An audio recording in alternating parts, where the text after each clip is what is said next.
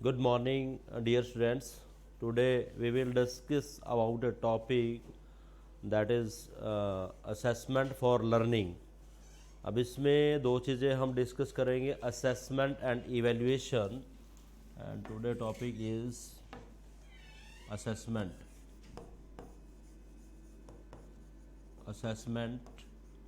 And evaluation, यानी आकलन व मूल्यांकन. हमारी जो शिक्षण अधिगम प्रक्रिया है इसके कुछ उद्देश्य है, क्योंकि बिना उद्देश्य से कोई भी प्रक्रिया पूर्ण नहीं होती. सबसे पहले तो शिक्षण को प्रक्रिया क्यों कहा गया है, क्योंकि कुछ एलिमेंट्स है, जब कुछ एलिमेंट्स मिलकर आपस में क्रिया करते हैं तब वो प्रक्रिया बनती है. अब शिक्षण की जो एलिमेंट जो प्रक्रिया है इसके कौन कौन से मुख्य तत्व हैं, इसमें सबसे पहले तीन चर हैं. अध्यापक है, विद्यार्थी है और उसका इन्वायरमेंट यानी उसकी पाठ्य पुस्तकें और अन्य जो साधन है, ये तीनों मिलकर जब क्रिया करते हैं तो इस प्रकार ये प्रक्रिया बनती है, प्रोसेस बनती है. अब इस प्रोसेसिंग का उद्देश्य है, क्योंकि कोई भी प्रोसेसिंग है, कोई भी प्रक्रिया है, वो उद्देश्यों पर निर्धारित होती है. बिना उद्देश्य के कोई भी प्रक्रिया, कोई भी कार्य पूर्ण नहीं होता. तो उसी प्रकार हमारी शिक्षण अधिगम जो प्रक्रिया है वो उद्देश्यों पर आधारित है. और जो उद्देश्य हैं देखा जाए तो मुख्यतः हमारे तीन प्रकार के मेन उद्देश्य है. हमारा जो व्यवहार है, हमारा जो बिहेवियर है, उसको हम तीन भागों में बांट सकते हैं. सबसे पहला जो आता है वो है ज्ञानात्मक, दैट इज कॉल्ड कॉग्निटिव. और दूसरा है भावात्मक, that is called affective. And third one is psychomotor, that is called क्रियात्मक, कौशलात्मक भी कह सकते हैं उसको. अब इन तीनों प्रकार के बिहेवियर को जब हम लेके चलते हैं तो उसके बेस पे ही हमारी जो टीचिंग लर्निंग प्रोसेस है वो पूरी जो है उस पर बेस्ड होती है. तीनों प्रकार के उद्देश्यों के अनुरूप हम जो है एक्शन करते हैं. तो सबसे पहला हमारा उद्देश्य होता है ज्ञानात्मक, दूसरा भावात्मक और तीसरा क्रियात्मक. जैसे हम अपनी बॉडी को लेके चलते हैं, हमारा जो माइंड का ऊपर का जो स्ट्रक्चर, ये जो पार्ट है, that is called cognitive. Then there is a affective, then there is a psychomotor skill, जिसमें हमारी प्रोडक्शन आती है, आउटपुट आती है. आम तौर पे क्या चीज़ें होती हैं कि हमें अपने माइंड में बहुत सारी चीज़ें होती हैं, लेकिन जब तक वो प्रैक्टिकल रिफ्लेक्ट नहीं होती, कोई आउटपुट नहीं आता, तब तक हमारी एजुकेशन या लर्निंग कंप्लीट नहीं होती. लर्निंग क्या है, जब आपके बिहेवियर में तीनों प्रकार के एस्पेक्ट में चेंज होता है. तो दैट इज़ दी प्रोसेस, जिसे हम लर्निंग प्रोसेस कहते हैं. ये ऑब्जेक्टिव फुल है. अब टीचिंग लर्निंग प्रोसेस इफेक्टिव हो रही है या नहीं हो रही है, ये जो क्वेश्चन है हमारा, इसका आंसर हमें मिलता है assessment and evaluation, that is the most part of this process. इसके बिना ये प्रोसेसिंग जो है कंप्लीट नहीं हो सकती. अब सबसे पहली बात हम करें आकलन. आकलन क्या है? देखिए, जब शिक्षण अधिगम प्रक्रिया प्रोसेस में होती है, ड्यूरिंग दी प्रोसेस होती है, तो सबसे पहली जो है टीचर बच्चों को पढ़ा रहा है. अब टीचर बच्चों को पढ़ा रहा है, वो सही चल रहा है नहीं चल रहा, जब इसको जांचा जाता है ड्यूरिंग दी प्रोसेस, अधिगम प्रक्रिया के दौरान, शिक्षण अधिगम प्रक्रिया जब चल रही है, टीचिंग लर्निंग प्रोसेस के दौरान जब हम बच्चों की जांच करते हैं, उनको असेस करते हैं, दैट इज कॉल्ड असेसमेंट, और उसे हम आकलन कहते हैं ड्यूरिंग दी प्रोसेस. उसके बाद अब ये क्यों करते हैं, आकलन क्यों किया जाता है, ये हमारा ऑब्जेक्टिव है कि वाई दी असेसमेंट. क्योंकि जैसे एक गृहिणी रसोई में खाना बना रही है, अब उसका उद्देश्य क्या है कि मेरा जो परिवार है या जिस भी मेंबर को मैंने खाना परोसना है वो अच्छा हो. अब अच्छा हो, फाइनल अल्टीमेटली उसने अच्छा खाना बनाना है, उसके लिए वो ड्यूरिंग द प्रोसेस, जब वो खाना बना रही है, सब्जी बना रही है, उसमें उसका हर मसाला उसने डाल दिया. जैसे टीचर अपनी एक्टिविटी डालता है, टीचर ने अपना काम कर दिया, लेकिन उसका जो प्रोडक्ट है वो फाइनल अच्छा है या नहीं है. ये चीज़ जांचने के लिए यदि वो बीच में से उसमें से सब्जी या उसने जो डिश या उसने जो व्यंजन बनाया है, जब उसको वो चेक कर लेती है, चेक करने के बाद वो उसमें उसको पता चल जाएगा कि कमी कहाँ है, उसमें नमक कम है, मिर्च कम है या कोई और चीज़ें कम है। जब उसको ये चीज़ें पता चलेगी तो उसमें वो चीज़ें डाल देती है। अब वो ये काम क्यों कर रही है? क्योंकि उसने अल्टीमेटली जो लास्ट में जब वो खाना परोसना है, उन लोगों को देना है जो मेहमान है, तो यहाँ पर मेहमान कौन है? जो एक टीचर के स्टूडेंट्स है वो मेहमान है, उनको फाइनल का खाना परोसना है या उनका जो अंतिम व्यवहार का निर्णय लेना है। तो ड्यूरिंग द प्रोसेस, पढ़ने पढ़ाने की प्रक्रिया के दौरान, जब एक टीचर बच्चों को असेस करता है, उनकी जजमेंट करता है, उनका आकलन करता है, उनकी सूचनाओं के बेस पे, उनकी क्रियाओं के बेस पे, क्रियाकलाप जो करते हैं वो क्लास में, चाहे वो शैक्षिक है चाहे वो गैर शैक्षिक है, तो उस दौरान, प्रक्रिया के दौरान जो मूल्यांकन होता है उसे हम असेसमेंट या उसे हम आकलन कहते हैं। ड्यूरिंग दी दौरान, प्रक्रिया के दौरान, प्रक्रिया के दौरान। अब इसी से related, that is the during the process एक पार्ट है इवेल्युएशन का, ये एक पार्ट है। जब हम बात करते हैं इवेल्युएशन, इवेल्युएशन क्या है? एक बहुत बड़ी प्रक्रिया है जांचने की। इवेल्युएशन क्या है? जब आप हमारे व्यवहार के सभी पक्षों को, अभी मैंने बताया ज्ञानात्मक, भावात्मक और क्रियात्मक, तीनों पक्षों का ओवरऑल, तीनों पक्षों का ओवरऑल जब जो आप जांच करते हो, दैट इज कॉल्ड इवेल्युएशन। और इवेल्युएशन आपका जो है वो डिपेंड करता है आपकी असेसमेंट पे, मतलब ड्यूरिंग द प्रोसेस आपने क्या क्या काम किया है फाइनल अल्टीमेटली प्रोडक्ट के लिए, that is the called evaluation. Evaluation the at the end of the year और at the end of the session, जब आप पूरे के पूरे व्यवहार की जांच करते हैं, चाहे वो एकेडमिक है चाहे वो non academic, that is called evaluation. Evaluation क्या है? एक बहुत बड़ी वास्ट प्रोसेस है जांचने की, किसी भी व्यवहार को जांचने की, चाहे उसमें शैक्षिक है चाहे गैर शैक्षिक है। अब बात आता है कि दोनों में क्या अंतर है। छोटी सी बात है, दोनों में क्या अंतर है। पहला अंतर लेके चले, प्रक्रिया आकलन जो है वो प्रक्रिया के दौरान,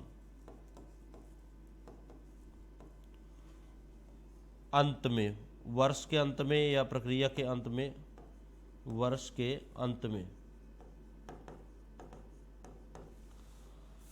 असेसमेंट जो है हमारी वो during the process, teacher class में आया, टीचर क्लास में पढ़ा रहा है, एक दिन पढ़ाया, 2 दिन पढ़ाया, हर रोज जैसे टीचर क्लास में एंट्री करता है वो पूरे के पूरे बच्चों को असेस करता है, उनके फिजिकल की बात करता है, उनकी मेंटल की बात करता है, उनकी हाव भाव की बात करता है, जेस्चर्स की बात करता है, बॉडी मूवमेंट की बात करता है। तो टीचर जो है हर रोज क्लास पढ़ाने के दौरान ड्यूरिंग दी प्रोसेस बच्चों की जो जांच करता है, उनको असेस करता है, that is called assessment. But at the end of the year, साल के अंत में जब आप एग्जामिनेशन लेते हैं, परीक्षाएं लेते हैं, ओवरऑल प्रैक्टिकल ले जाते हैं, eight the end of the year, that is called evaluation. अब इसमें क्या है? इसमें सूचनाएं होती हैं, सूचनाओं की व्यवस्था।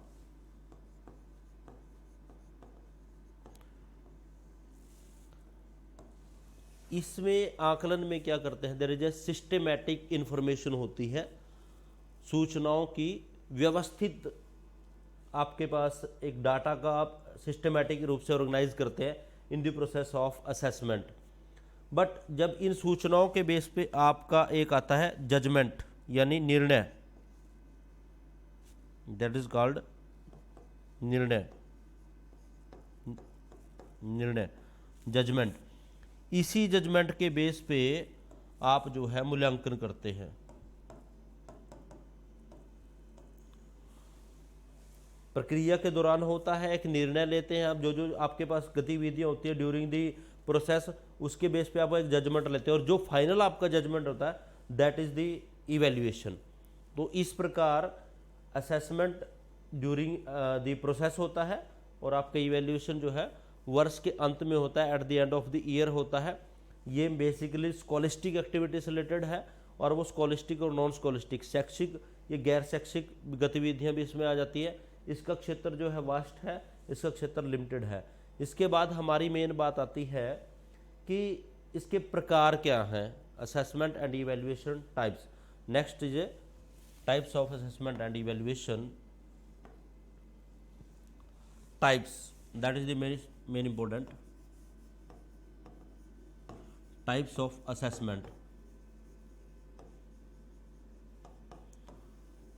क्योंकि अब बात ये आती है कि असेसमेंट की ही हम बात क्यों कर रहे हैं, इवैल्यूएशन की बात क्यों नहीं कर रहे, क्योंकि टीचर का जो मोस्ट वर्क है, टीचर जो काम करना है, टीचर की जो पूरी की पूरी प्रोसेसिंग है वो ड्यूरिंग दी प्रोसेस ही होती है। क्योंकि टीचर का मेन मोटिव है desirable change in behaviour. Desirable change in behaviour के लिए टीचर अनेक प्रकार की एक्टिविटीज़ करता है, अनेक प्रकार की क्रियाएं करता है। टीचर का मोटिव ही है डिज़ायरेबल चेंज इन बिहेवियर। लेकिन डिज़ायरेबल चेंज इन बिहेवियर के क्या है कि ड्यूरिंग दी प्रोसेस ही वो चीज़ें पॉसिबल हो जाती है। एक बार जो चीज़ होगी उसको चेंज करना पॉसिबल नहीं है। एट द एंड हम सबमिशन करते हैं कि पूरे वर्ष भर ये चीज़ें की, मैंने ठीक करने का प्रयास किया, लेकिन यदि चीज़ों को ठीक करना है तो वो ड्यूरिंग दी प्रोसेस ही हो सकती है कि टीचर ने अच्छे मेथड से बच्चों को पढ़ाया, नई नई एक्टिविटीज से पढ़ाया, लेकिन उसके बाद कुछ आउटपुट नहीं आई, तो टीचर अपने मेथड में चेंज तभी कर सकता है ड्यूरिंग दी प्रोसेस। तो इसलिए असेसमेंट पेपर का आपके नाम ही है असेसमेंट फॉर लर्निंग, यानी आकलन, अधिगम का आकलन। फॉर लर्निंग, फॉर लर्निंग का मतलब क्या है कि बच्चा अभी प्रक्रिया में है, फाइनल आउटपुट नहीं आया उसका, फाइनल बिहेवियर में चेंज नहीं हुआ, बिहेवियर में चेंज हो रहा है, हुआ नहीं, हो रहा है। दैट इज द मीनिंग, आपका पेपर का ही नाम है असेसमेंट फॉर लर्निंग, अधिगम के लिए आकलन। इस मीन्स कि टीचर का जो वर्क है उसके बीच का जो असेसमेंट है, अभी टीचर के हाथ में है अपने मेथड चेंज करना, डिवाइस चेंज करना, ताकि मेरा जो फाइनल आउटपुट है, फाइनल आउटपुट क्या कि final examination, that is evaluation overall, जब आप रिपोर्ट प्रेजेंट करोगे बच्चे के बिहेवियर की, वो उस तक जाने के लिए जब आप छोटे छोटे टर्म में, छोटे छोटे टर्म में मीन्स यूनिट टेस्ट आप ले रहे हो, कोई एक्टिविटी बच्चे के ऑब्जर्व कर रहे हो, इसके अलावा आप जो है बच्चे के एक्सपीरियंस नोट कर रहे हो, उसका ओवरऑल बिहेवियर को पार्ट में जब आप एवरी डे असेसमेंट करते हो, आप बच्चों को कुछ काम दिया उसको असेस कर रहे हैं, उसकी जो परफॉर्मेंस है उसको असेस कर रहे हैं, वो हर रोज़ किस प्रकार के उसके बिहेवियर में चेंज हो रहा है, छोटी छोटी चीज़ों को जब आप ड्यूरिंग दी प्रोसेस असेस करते हो और उसको बीच बीच में इंस्ट्रक्शन भी देते हो कि यदि उसको लगता है कि आपको डिज़ायरेबल चेंज नहीं हो रहा बिहेवियर में, तो ड्यूरिंग दी प्रोसेस आप उसको इंस्ट्रक्शन भी दे रहे हो और उसको चेंज भी कर रहे हो, तो that is the assessment for learning. अब बात आती है कि टाइप्स ऑफ असेसमेंट, कितने प्रकार से हम जो है ये चीज़ें कर सकते हैं। तो ये इसमें अलग अलग प्रकार हैं। पहला है formative, formative assessment, formative assessment. Second summative assessment, summative assessment, summative assessment. And third one is formative assessment हो गया आपका, सुमेटिव असेसमेंट हो गया, दैट इज कॉल्ड नॉन रिफरेंस, REF नॉन रिफरेंस टेस्ट, और इसके साथ ही होता है reference, criterion reference, CRETE, criterion reference test, in short NRT और CRT।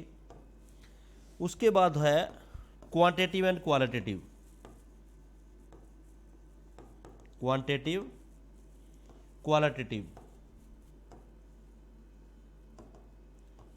और एक है प्रोग्नोस्टिक, प्रोग्नोस्टिक और diagnostic.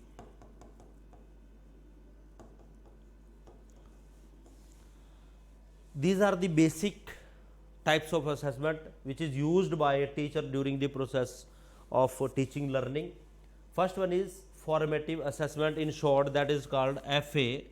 In foreign time, in current time there is a FA, and here is SA. Formative assessment and summative assessment, FA और SA. जब हम इन दोनों चीज़ों को मिलाते हैं that is called evaluation, that is called evaluation. Formative and assessment दोनों को मिला के हमारे पास इवैल्यूएशन आता है। अब फॉर्मेटिव असेसमेंट क्या होता है?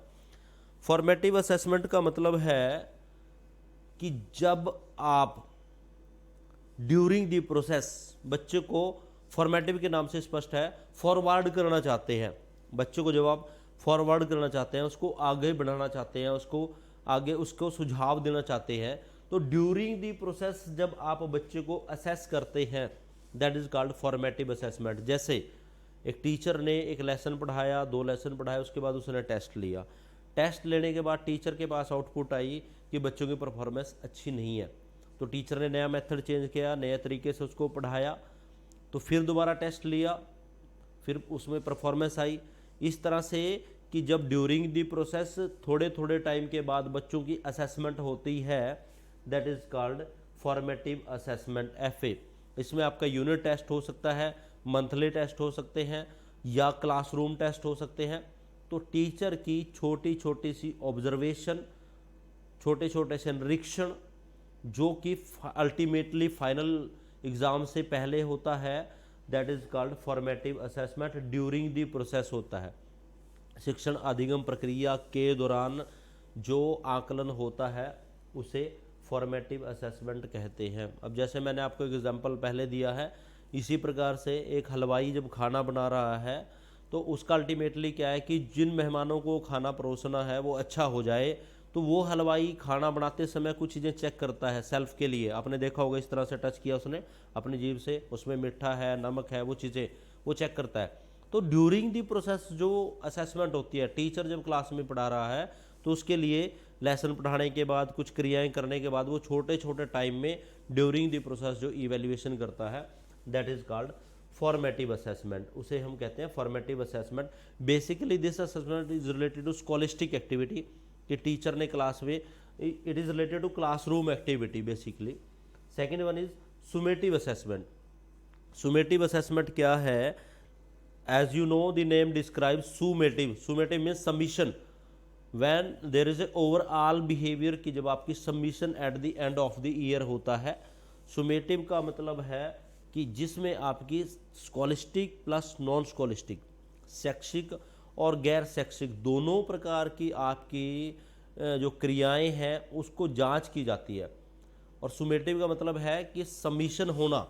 सबमिशन का मतलब कि जिस दिन आपने कक्षा में पढ़ाया और अंतिम वर्ष तक पूरे की पूरी जो क्रियाएं की हैं, आपने फर्स्ट मंथ में ये किया, सेकंड मंथ में किया, थर्ड में ये किया, किस विधि से पढ़ाया था, फिर विधि चेंज की, उसके बाद ये चेंज आया, मतलब अल्टीमेटली जो जो चेंजेस बिहेवियर में आते रहे वो एडअप होती रही वो चीज़ें, और एट द एंड अल्टीमेटली जो फाइनल डिजायरेबल चेंज जो बिहेवियर में हुआ दैट इज कॉल्ड सुमेटिव असेसमेंट। सुमेटिव का मतलब है सबमिशन ऑफ ऑल पार्ट के जो आपके असेसमेंट्स हैं, भागों में जो आपने इवैल्यूएशन किया था, जब उनको सबमिशन करने के बाद आप अल्टीमेटली एक फाइनल रिपोर्ट देते हैं कि that is the desirable change of behaviour. Ultimately ये चेंज हुआ, पहले ये था और अब ये चेंज हुआ ड्यूरिंग द प्रोसेस, ये काम करने के बाद आपके पास फाइनल ये चीज़ आई।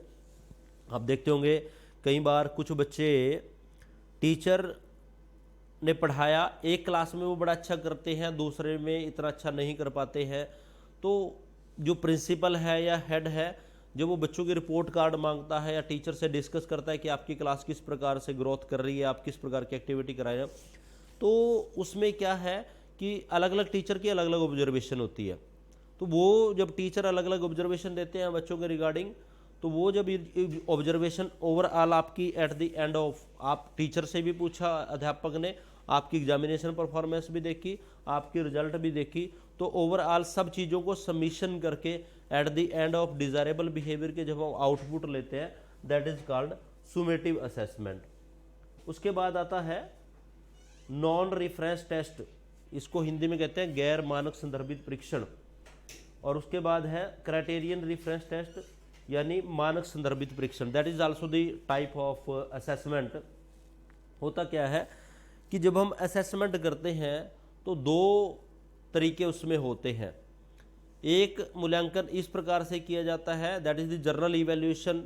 उसमें हमें पता नहीं चलता कि हमारा असेसमेंट हो रहा है या नहीं हो रहा है। टीचर सेल्फ मेड जो टेस्ट लेता है, जो जिनके लिए कोई क्राइटेरिया नहीं है। जर्नल एबिलिटी की जो परीक्षाएं होते हैं, जर्नल एबिलिटी के जो टेस्ट होते हैं, these are related to non reference test. उसे आप गैर मानक संदर्भित परीक्षाएं भी कह सकते हैं, जिन जो सामान्य योग्यता से रिलेटेड है, जिनका जर्नल ऑब्जर्वेशन है, जिनमें हमें स्पेसिफिकेशन की कोई ज़रूरत नहीं होती। जर्नल जैसे आपकी क्लास की जो टीचर की परीक्षाएं हैं, जो जिसमें हम जर्नलाइजेशन करते हैं, एक बड़े लेवल की परीक्षाएं, सामान्य इंटेलिजेंस से रिलेटेड जो परीक्षाएं होती हैं, these are called non reference test. उन्हें गैर मानक संदर्भित परीक्षाएं कह सकते हैं। इनका उद्देश्य होता है बच्चे की बेसिक जो मानसिक योग्यताएं हैं उनको जांचना। टीचर ने क्लास में पढ़ाया, क्लास में पढ़ाने के बाद वो कॉमन एक टेस्ट रखता है पूरी क्लास के लिए, that is called NRT, non reference test इसको कह सकते हैं। इसमें जर्नलाइजेशन होता है, कॉमन परीक्षाएं होती हैं, कोई स्टैंडर्ड फिक्स नहीं होता। टीचर अपनी सुविधा के अनुसार, टीचर को लगता है कि मैंने इतना लेसन पढ़ाया है और यहीं तक मैंने इवैल्यूएशन करना है, तो टीचर वहीं तक ही वो चीज़ें डिस्कस करता है, या अपनी एबिलिटी के अकॉर्डिंग और बच्चों के एबिलिटी के अकॉर्डिंग वो चीज़ें चेंज कर सकता है, उसके अकॉर्डिंग अपने प्रश्न पत्रों को चेंज कर सकता है। तो जर्नल एबिलिटी से रिलेटेड जो टेस्ट होता है, दैट इज कॉल्ड NRT।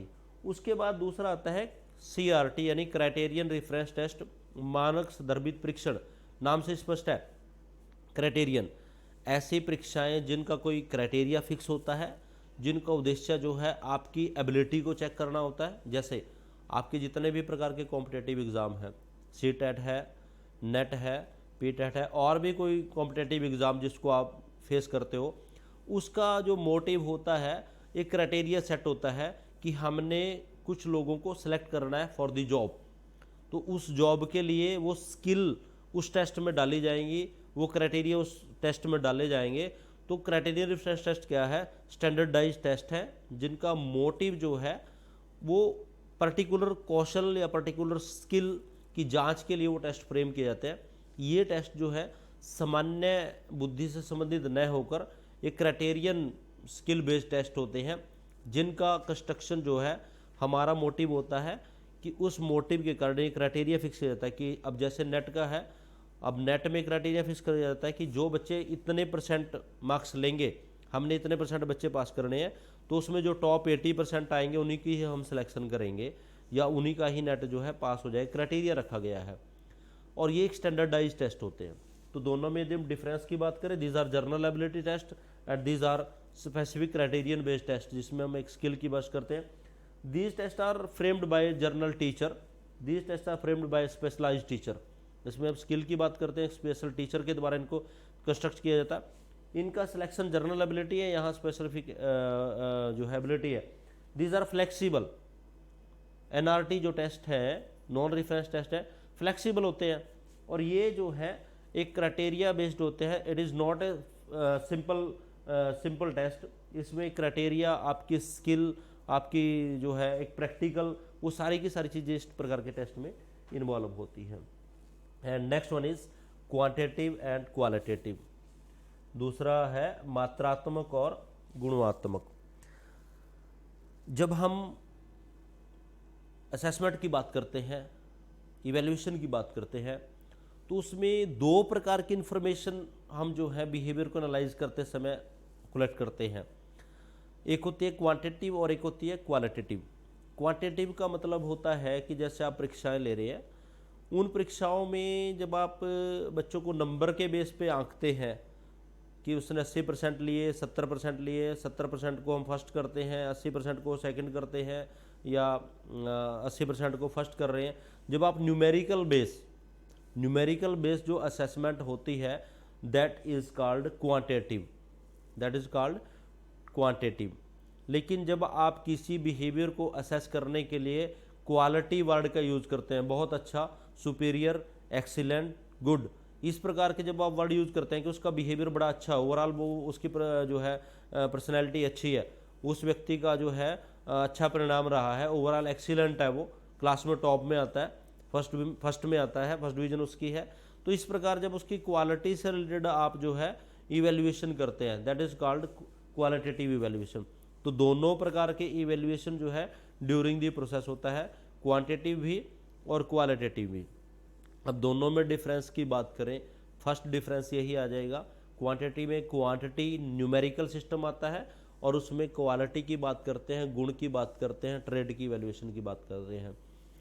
दूसरा जो क्वांटिटिव है that is subjective, that is sorry quantitative जो है वो ऑब्जेक्टिव बेस्ड है। क्वांटिटिव जो है ऑब्जेक्टिव बेस्ड मीन्स यहाँ हम टू दी पॉइंट बात करते हैं और यहाँ पर कंटेंट की बात होती है, नंबर की बात होती है, एक सिस्टमेटिक अरेंजमेंट से आपकी इवैल्यूएशन होता है। क्वालिटेटिव में you are flexible, that is subjective. Subjective का मतलब क्या है कि इसमें आपकी पर्सनल थिंकिंग इन्वॉल्व होती है। इस प्रकार के इवैल्यूएशन में जब आप इवैल्यूएशन करते हैं तो आप जो है फ्री है कि किसी प्रकार से आप बच्चे को आप टाइम दे रहे हैं भी, किसी प्रकार से आप थिंकिंग करिए, एक छोटा पॉइंट आपने दिया उसको एलैबोरेट करना है, पर्सनल थिंकिंग इसमें इन्वॉल्वमेंट होती है। उसके बाद जो क्वांटिटिव है that is a fact based. Quantitative evaluation जो है फैक्ट बेस्ड होते हैं, इसमें जर्नलाइजेशन होता है। जर्नलाइजेशन की बात करते हैं कि इसके जो रिजल्ट हमारे पास आते हैं that is public applicable. Quantitative के जो रिजल्ट है पब्लिक एप्लीकेबल साइंटिफिक होते हैं, फैक्ट को सिस्टमेटिक वे से अरेंज करके हम एनालाइज करते हैं।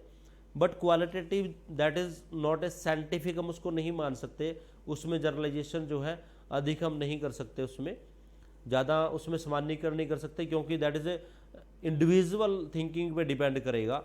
हर एक टीचर, हर एक इंडिविजुअल जो ऑब्जर्वर है वो उसकी थिंकिंग पे डिपेंड करेगा, उसके रिजल्ट क्या आएंगे, उस इवैल्यूएशन को, उस टेस्ट के रिजल्ट क्या आएंगे, that is depends on the जो रिसर्चर है या ऑब्जर्वर है वो किस प्रकार से उन चीज़ों को लेके चल रहा है, उसकी थिंकिंग क्या है, उस पर डिपेंड करेंगे। यहाँ पे जनरलाइजेशन कम होता है, किसमें, क्वालिटेटिव में, और क्वांटिटिव में जनरलाइजेशन अधिक होता है। क्वांटिटिव जो है वो वैलिड होते हैं, अधिक वैलिड जो है प्रोसेस है, जो टेस्ट है अधिक वैलिड है। वैलिड का मतलब क्या है कि these are the standardise test होते हैं क्वांटिटिव, क्योंकि इसमें आप स्कोर चेक करते हैं और वो एक सिस्टमेटिक रूप से फ्रेम किया जाता है। क्वालिटेटिव अधिक वैलिड न होकर वो इंडिविजुअल टेस्ट होते हैं, क्योंकि व्यक्तिगत उसमें जो पार्शलिटी या टीचर की जो पर्सनल थिंकिंग है वो चीज़ें उसमें इन्वॉल्व हो सकती हैं। हो सकता है कि एक टीचर का अलग प्रकार से उसने टेस्ट लिया, दूसरा टीचर कोई और चीज़ जांच करना चाहता हो तो उसमें थोड़ी बायसनेस पाई जा सकती है, वैलिडिटी जो है इतनी अधिक नहीं हो सकती। क्वांटिटेटिव की जो है वैलिडिटी है, वैधता जो है वो अधिक होती है। उसके बाद इसमें आता है कि जो क्वांटिटेटिव इवैल्यूएशन है ये रियलिटी बेस्ड है। रियलिटी बेस्ड की जो भी चीज़ें हम करते हैं उनको, उनके जो रिजल्ट्स हैं दिस आर पब्लिक एप्लीकेबल। आप भी उसका एक्सपेरिमेंट करोगे, आपने किसी टीचर ने असेसमेंट की किसी बच्चे की क्वांटिटिव, तो टीचर क्वांटिटिव असेसमेंट करने के बाद दूसरा टीचर भी यदि उसकी वो क्वांटिटिव असेसमेंट करता है उसी प्रकार के जो एस्पेक्ट लेके, तो उसका रिजल्ट भी सेम ही आएगा, चाहे दूसरा टीचर करे चाहे तीसरा। लेकिन जो दूसरे प्रकार का टेस्ट है क्वालिटेटिव, वहाँ इस प्रकार की बात नहीं आ सकती।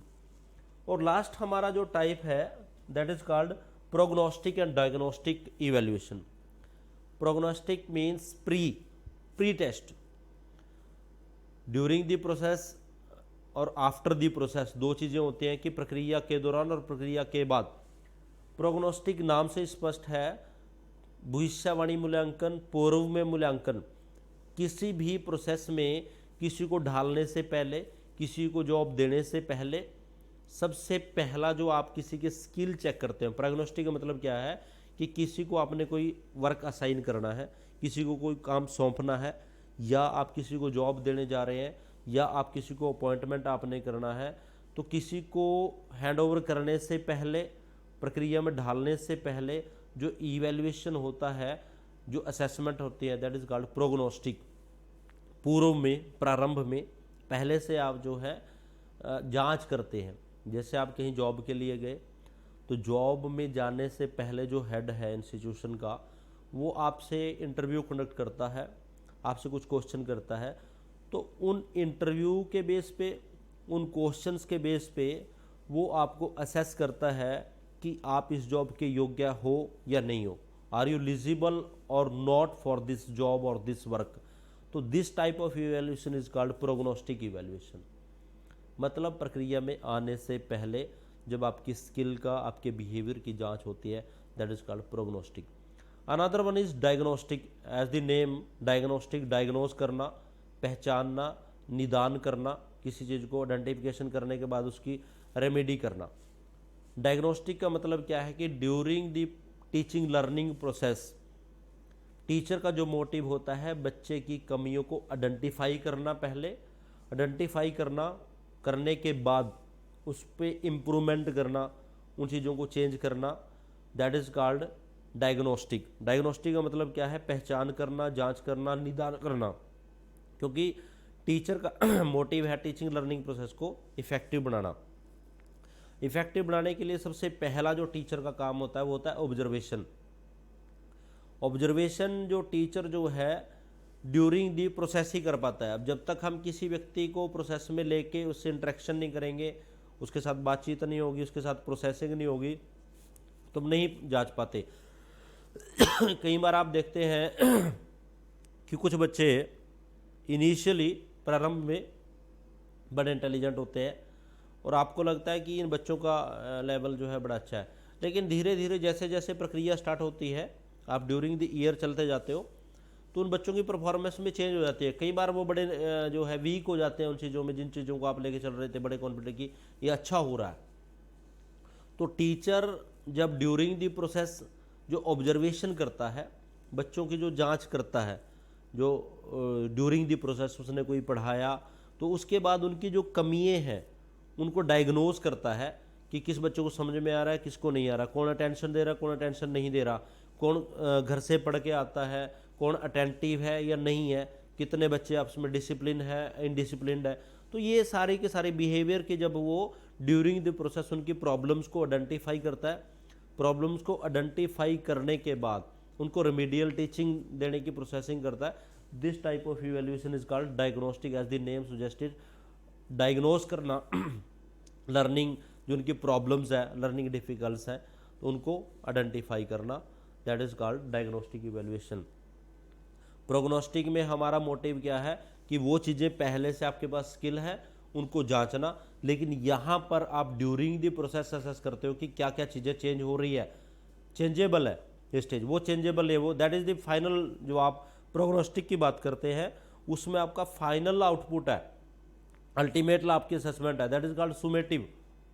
Prognostic is related to summative, उसमें सारी चीज़ें आपकी एडप है, वो केवल at the end of the आपकी जांच हो रही है किसी प्रोसेसिंग में लाने से पहले आपको। लेकिन यहाँ ड्यूरिंग द प्रोसेस आप टीचिंग लर्निंग प्रोसेस के दौरान जो है जो चीज़ें करते हैं वो इसके अंदर आती हैं।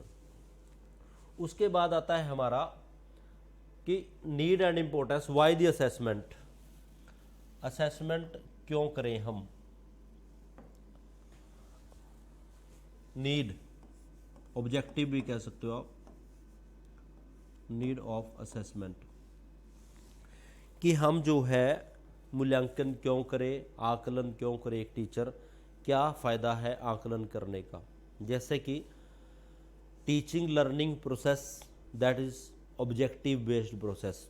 कोई भी प्रक्रिया, कोई भी कार्य हम करते हैं that is based on objective, कुछ उद्देश्यों पर निर्धारित है। ये ऑब्जेक्टिव हम अचीव कर रहे हैं या नहीं कर रहे हैं, हम अपनी डायरेक्शन में सही चल रहे हैं, नहीं चल रहे हैं। क्योंकि किसी भी प्रोसेस को कंप्लीट करने के लिए feedback is the one part. पृष्ठ पोषण या फीडबैक की हम बात करते हैं, that is the most important part. जब तक आप अपने उद्देश्यों को एनालाइज नहीं करते, अपनी डायरेक्शन को चेक नहीं कर सकते, टीचर हर रोज़ सोच के आता है क्लास में कि मैं बड़ा अच्छा पढ़ा रहा हूँ या मेरी जो टीचिंग है वो इफेक्टिव है, मैं अपने से बड़ा अच्छा काम कर रहा हूँ, बट वो है या नहीं है। It is after the checking of evaluation by the learners, जो बच्चे पढ़ रहे हैं वो किस प्रकार से टेस्ट की आउटपुट देंगे उस पर डिपेंड करेगा, ठीक है ना। तो सबसे पहला हमारा जो असेसमेंट या इवेल्यूशन हम करते हैं दैट इज़ द एनालिसिस और वेरिफिकेशन ऑफ द ऑब्जेक्टिव्स। हमारे जो उद्देश्य हैं उनको जांचना, अपनी डायरेक्शन को जांचना कि हम जो टीचिंग लर्निंग प्रोसेस है वो सही रूप से वर्क कर पा रही है या नहीं कर पा रही, उसको जांचना जो है, तो सबसे पहला है verification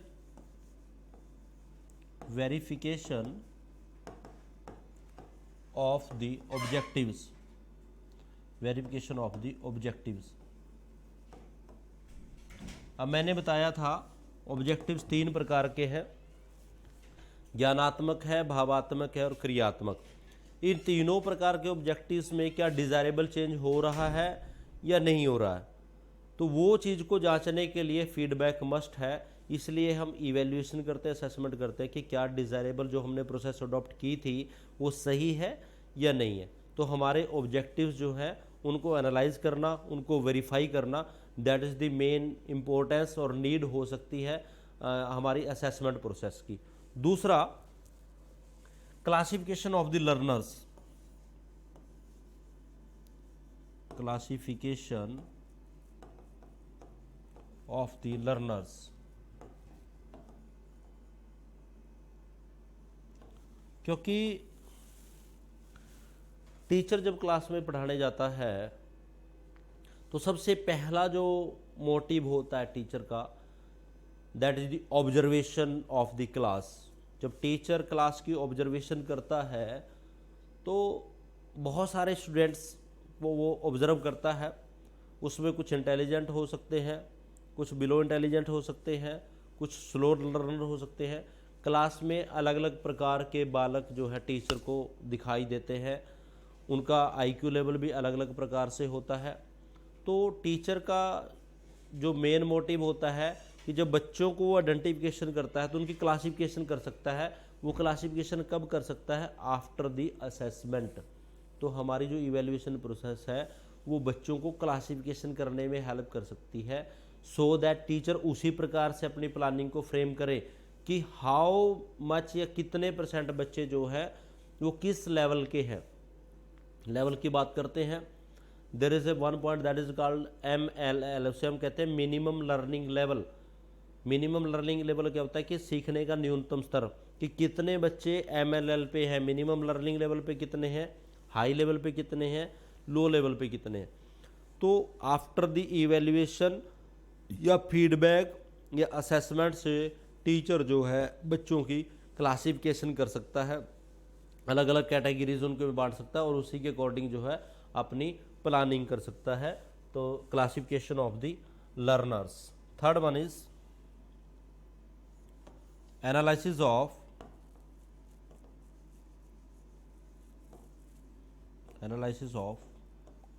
teaching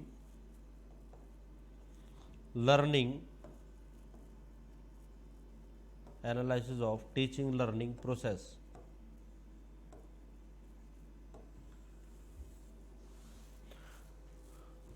teaching learning process में टीचिंग लर्निंग सही चल रही है नहीं चल रही, टीचिंग लर्निंग प्रोसेस के जो एलिमेंट्स है, जो वेरिएबल्स है, टीचर का जो करिकुलम है, टीचर के जो मेथड्स है, टीचर के जो स्ट्रेटजीज है, इसके साथ साथ जो TLM है हमारा टीचिंग लर्निंग मटेरियल, क्या वो सारी चीज़ें इफ़ेक्टिव वे से काम कर रही हैं या नहीं कर रही है, या उसमें फॉल्ट कहाँ पे है।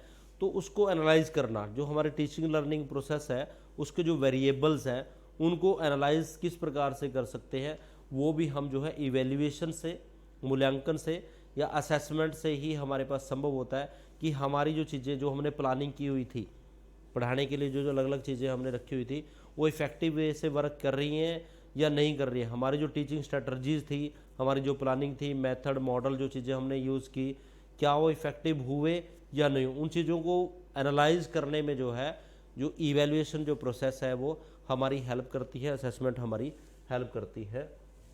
And next one is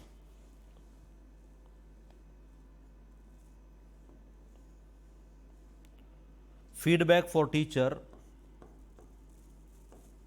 feedback for teacher, feedback for teacher.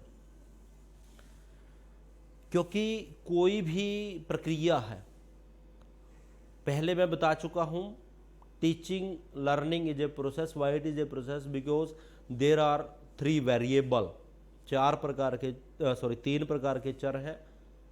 अध्यापक है, बालक है, स्टूडेंट है, और उसका इन्वायरमेंट और other factors. These are the third variable, that is called intervening variable. One is dependent variable, another was independent and intervening variable. Dependent variable here is learner, जो बालक हैं वो डिपेंडेंट है, और इंडिपेंडेंट टीचर है, और इंटरवेयरिंग variable जो है हमारी आसपास की सामग्री। इन तीनों के बीच में जब इंटरेक्शन होती है तो इंटरेक्शन का मतलब क्या है। अब जैसे here is teacher, that is students, and here is another factor of environment, that is called environment। इन तीनों के बीच में इंटरेक्शन होती है, और जैसे जैसे इन तीनों के बीच में इंटरेक्शन होती है तो तीनों को एक दूसरे से फीडबैक मिलता है। टीचर स्टूडेंट्स को फीडबैक देता है, स्टूडेंट टीचर को देता है, इन्वायरमेंट से फीडबैक मिलती है, इन्वायरमेंट फिर टीचर को देता है। तो तीनों के बीच में एक फीडबैक प्रोसेस होती है। जब वो प्रॉपर फीडबैक चलेगी तो तभी ये प्रोसेसिंग कंप्लीट काम कर पाएगी, तभी ये प्रक्रिया जो है इफेक्टिव हो सकती है, जब तीनों के बीच में जो है इंटरेक्शन होगी। तो इस प्रकार टीचर को फीडबैक मिल सकती है, स्टूडेंट्स को भी फीडबैक मिल सकती है। After the process of assessment, मूल्यांकन की प्रक्रिया के बाद या जांच प्रक्रिया के बाद अध्यापक को पता चल जाता है कि उसके द्वारा किए गए कार्य सफल है या नहीं है, उसकी जो स्ट्रेटजीज है क्या उसमें चेंज करने की आवश्यकता है या नहीं है। ये चीज़ें पता चल जाती है after the process of evaluation. उसके बाद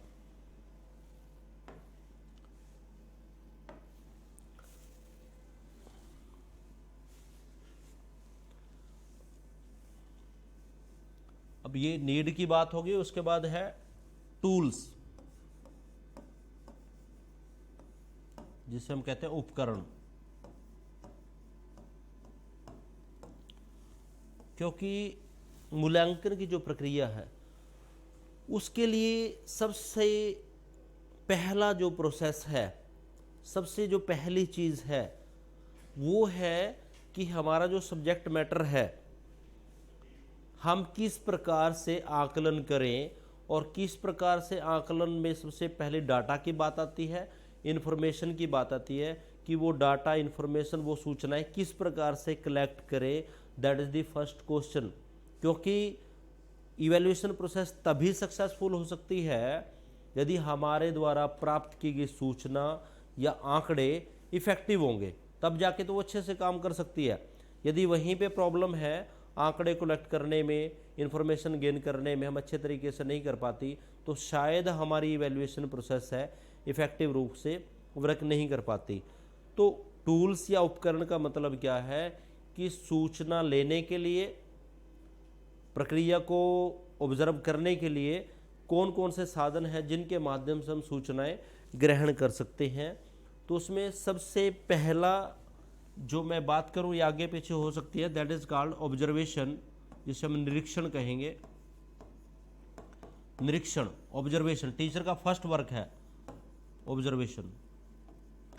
क्योंकि कई बार ये प्रश्न आता है कि कुछ टीचरों की एक स्किल है, वो स्किल क्या है कि टीचर जैसे ही क्लास में जाते हैं, और ये एक टीचर की नहीं, हर टीचर के लिए सबसे पहले ये ज़रूरी है कि उस टीचर के पास कॉन्फिडेंस हो, और वो कॉन्फिडेंस के साथ बच्चों को फेस करे, उनको ऑब्जर्व करे।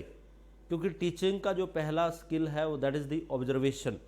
तो ऑब्जर्वेशन का मतलब क्या है कि सबसे पहले हम यदि इवैल्यूएशन करते हैं तो उसके लिए हमने डाटा इकट्ठा करना है किसी को जांचने के लिए, तो हम ऑब्जर्वेशन करते हैं। ऑब्जर्वेशन भी हमारी दो प्रकार से हो सकती है, एक होती है डायरेक्ट और एक होती है इनडायरेक्ट। प्रत्यक्ष ऑब्जर्वेशन और अप्रत्यक्ष ऑब्जर्वेशन, इन दो माध्यमों से हम जो है आंकड़े इकट्ठे कर सकते हैं।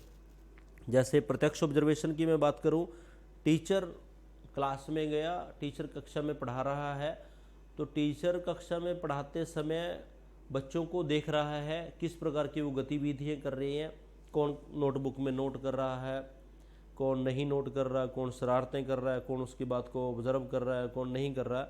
तो वहाँ से जब टीचर ने ऑब्जर्व किया तो टीचर ने अपने माइंड में कुछ डाटा इकट्ठा कर लिया कि 10-20 बच्चे क्लास में बड़े शरारती हैं, वो टेंशन नहीं देते, 30-35 बच्चे ऐसे हैं जो मेरी बात को ध्यान से सुन सकते हैं, और 2-4 बच्चे हैं जो ओवर कॉन्फिडेंस, को बात बताने से पहले ही वो उन चीज़ों को रेडी रखते हैं। तो सबसे पहले टीचर ने इन्फॉर्मेशन कहाँ से गेन की? डायरेक्ट ऑब्जर्वेशन से। टीचर ने जो है बच्चों को डायरेक्ट ऑब्जर्व किया। दूसरा होता है इनडायरेक्ट।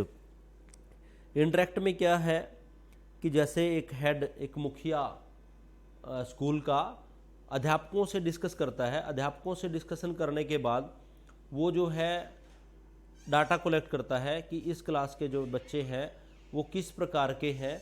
तो वो जो टीचर हैं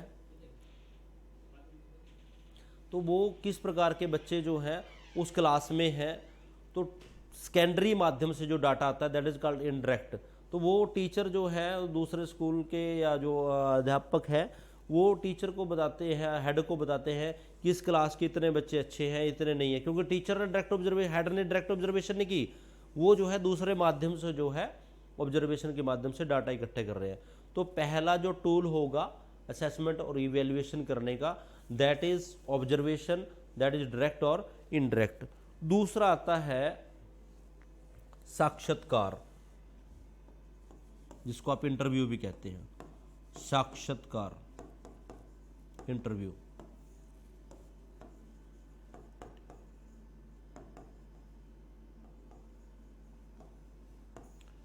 इंटरव्यू, साक्षात्कार। जब हम किसी भी व्यवहार को एनालाइज करते हैं, असेस करते हैं, तो दो प्रकार की हमारे पास बातें आती हैं। एक होता है कॉन्शियस एनालिसिस या ऑब्जर्वेशन, और दूसरा होता है अनकॉन्शियस। अब टीचर ने जो चीज़ें ऑब्जर्व की है या कुछ प्रश्नों के माध्यम से डाटा इकट्ठा किया है, तो वहाँ पे कॉन्शियस होता है, और कॉन्शियस में कभी भी रियलिटी नहीं हो सकती, क्योंकि जिस बच्चे को पता है कि मेरी ऑब्जर्वेशन हो रही है, मेरा टेस्ट हो रहा है, तो वो झूठ बोल सकता है, उसमें तुक्के लगा सकता है, उसके पास रियल वो एबिलिटी है या नहीं ये नहीं पता चलता। लेकिन एक दूसरा जो टूल है दैट इज़ कॉल्ड इंटरव्यू, जिसे आप साक्षात्कार कहते हैं। टीचर जो है बच्चों के साथ इंटरेक्शन करता है फेस टू फेस इंटरेक्शन करने के बाद वो डाटा इकट्ठा करता है और उनके माइंड को ऑब्जर्व करता है कि इनके माइंड में क्या क्या चीज़ें चल रही हैं। तो साक्षात्कार के माध्यम से भी आप जो है बच्चों को इन्फॉर्मेशन ले सकते हैं, डाटा ले सकते हैं, जिसके बेस पे आप जो है असेसमेंट कर सकते हैं। टीचर क्लास में जाता है, बच्चों से अलग अलग क्वेश्चन करने के बाद वो उनके अनकॉन्शियस माइंड तक भी पहुंच सकता है कि किस प्रकार इनका बिहेवियर है, क्या इनके माइंड में चल रहा है। Thank you so much class. तो आज हमने जो आज का हमारा टॉपिक था that is called the concept of assessment और इवेल्युएशन। दोनों के बीच में मैंने डिफरेंस किया, टाइप्स की हमने बात की, उसकी जो है इम्पोर्टेंस की, और at the last we have discussed about the two type of tool, the collection of data regarding assessment and evaluation. Thank you so much once again.